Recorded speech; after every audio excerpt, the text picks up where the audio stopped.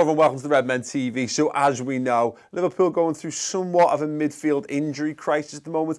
I thought it was a good opportunity to take a closer look where our injury latest stands, who we've defo got available, and who, given the run of games we've got coming up, might be an outside shell for the team, potentially against Stoke, but also potentially moving forward for the final couple of games of the season. So let's get into the injury latest. As we know, Alex Oxlade-Chamberlain, cruciate knee injury, definitely out for the rest of the season. The preliminary chat is 5 months out, which would put him at September return day. But with cruciate ligament injuries, we know at the worst end of the scale, you can be talking a year out. Now, again, as it stands, it's not as bad as he first feared, which means it is more, hopefully more towards half a year than a full year out injured, but devastating nevertheless, considering the form that he was just coming into and really has been in so far in 2018. Emre Can, very, very strange one. Back injury.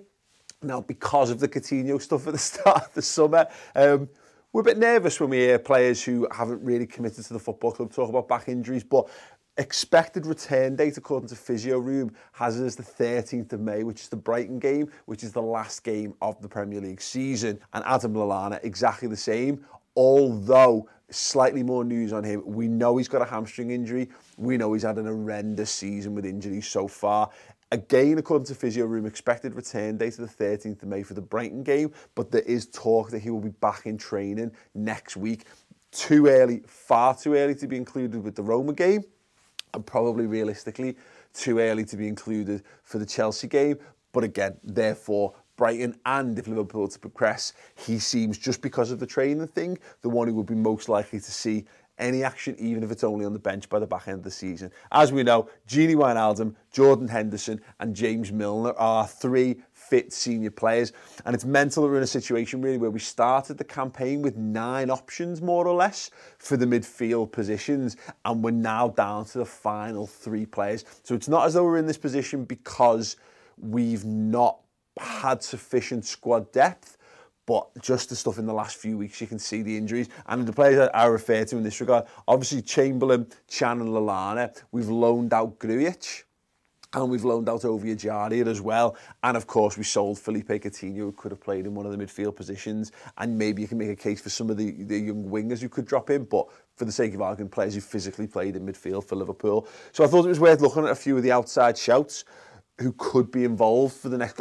Stoke's probably a decent chance. Worst case scenario, something happens to one of your remaining 3 senior players and one of these outside shouts might end up in the team in some way, shape or form against Roma. Not ideal, so maybe we might see them introduced at the weekend. And I'm going to rank them in order what I feel is the most likely, and I'm going to start with Ben Woodburn. Now, it's not been the season I think we all hope for Ben Woodburn, and probably not himself, if we're perfectly honest. Last season, he made 5 senior appearances for the Reds. Only one of them was a start, but he was also in the matchday squad another 11 times. So he was far more in the thinking of the manager. Now, we know a lot of that was down to squad depth. He had Ovie Ejaria were on the bench a number of times and actually came on as substitutes when the Reds needed to make changes and what have you. He's moved to a more of an attacking midfield position, which I think bodes well in this regard. We know he's a full Welsh international as well, which is another massive benefit, a big tick in his column. Now, he is still only 18, which puts him amongst the oldest of the candidates that I'm putting forward here. And we know what a talent he is. The only issue we've got as a senior player, he's only made 45 minutes worth of appearances this season. That's as a substitute against Leicester in the EFL Cup game, which was absolutely horrendous. I know, I was there. This could be a great opportunity for the Ben Woodburn, who has maybe, you could say, seen his senior career stall a little bit, just through lack of opportunity. The players we've got, we've bought well. We've had a lot of senior quality footballers available, all in good form as well. I don't think of the senior players, again, look at those 6 players. Yeah, Lallana's had injury problems, so we'll maybe discount him. But of the 5 that's been playing for 3 positions, we worked ourselves into a situation where any one of those 5 players would be disappointed to not be in the team. So it's probably not a slight on Woodburn that he's not played. And if we'd gotten further in the Cups, we might have seen more minutes for him.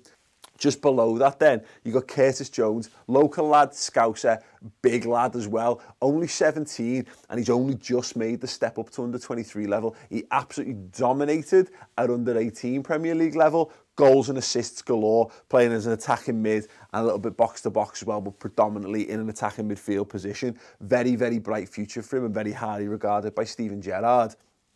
He made the substitutes bench against Everton, we know this. Whether that was simply because of the Scouse factor, now he was chosen to be part of that bench. The other option we've got there, of course, is Rafael Camacho, who was also on the bench that game, but he only was a very late addition when Alberto Moreno pulled out during the warm-up. We'll come to him in a second, but Curtis Jones is almost I think we'll see more of him next season. He'll start to have that handful of games that Woodburn had last season, you would imagine. Again, maybe introduced to matchday squads more as the 8th substitute to warm up with the teams. And again, in the cup games, you'll probably see him involved, hopefully. Domestic cup, certainly.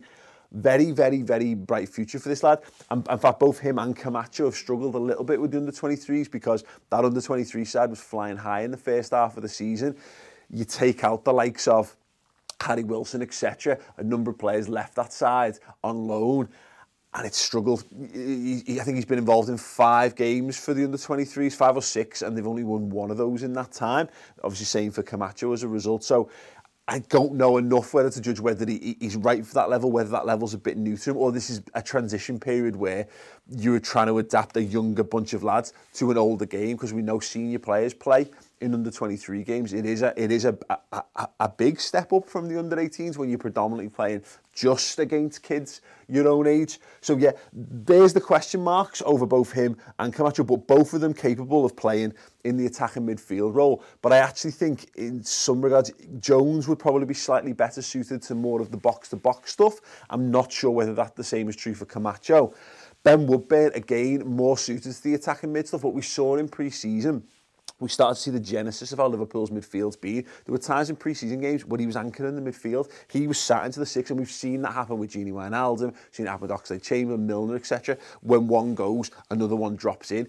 He's been getting trained in the way that our midfield functions with the senior team far more recently, far more in depth than a lot of these lads. So again, it comes down to me. Ben Woodburn is the standout candidate. The only other outside shout, it was mentioned in comments, was Jan Dhanda.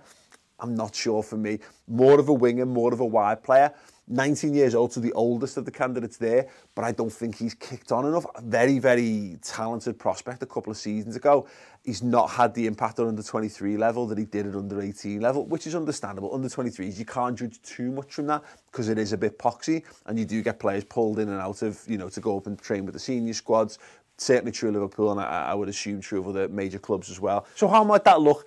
I had a little brief look at it. As mentioned, I think that Ben Woodburn, what we saw in pre-season was him doing a pseudo, at the time, what we thought was a Coutinho midfield role. So we actually saw him play sort of inside left, drifting off. We know he's played left wing, and we know he came in as a wide player for Liverpool. My fear is with him is that he's not got the electric pace. We've seen James Milner play in this position. This was what was once known as the Adam Lallana position within the team. We've seen James Milner playing there a few times, particularly talking about Maribor in Europe and what have you. Obviously, Gini Wijnaldum came on for Oxlade-Chamberlain and played there, whereas normally you would see him play on this side, and again, more of the box-to-box role. So there's a potential for me, I think, to give... You can rest Gini or you can rest Milner, to be perfectly honest, because both Gini and Milner, I think's best position is this one here. I think give it to Ben Woodburn, and if you're going to put Woodburn in, you'd put him in this. Slightly less responsibility on him to defend, more responsibility to defend from the front, a little bit of an unknown quantity, and I know he's not scored masses of goals, what have you, but he's got that goal threat. I think he's got an eye for goal. I know he's only scored the one, but he has scored the one. That would be the option there. And the other alternative, as mentioned earlier, is to maybe put Curtis Jones in and ask him to do the box-to-box stuff. Again, big lad, physical lad, still young, but again, sizable for his age. Maybe it's come a little bit too soon. And Stoke, particularly physical. Chelsea, maybe a very big side. Maybe it might be a Brighton-style situation when we would see him. But I would be perfectly happy to see him get that go. If nothing else, just to give him a little bit of a taste, to give him a little bit of something to strive towards moving into next season. But if I had to hazard a guess, I think Liverpool will largely go with those 3 guys. and just cross fingers and toes that everything works out all right until some reinforcements come back, and whether we get a surprise return from a Lallana or a Can, who knows? Maybe we have to do something a little bit wacky. Maybe Roberto Firmino has to become more of a 10 in this team and we put another centre forward in. I don't know. There are options. They aren't amazing options, let that be said. But things maybe not quite as bad as all that. And again, a massive opportunity potentially for a young player to step up, make a name for himself. And you know what? Maybe create or craft a career for himself long term at Liverpool by winning people, especially Jurgen Klopp, over between now and the end of the season. Okay, let me know your thoughts on everything I've discussed. Which of the players would you like to see used? When would you like to see them used? And if there's anyone else you feel I should have discussed, let me know that in the comments below as well. We're on the road to 250,000 subscribers. Drop a like on the video. If you're watching this and you haven't subscribed, do it right now.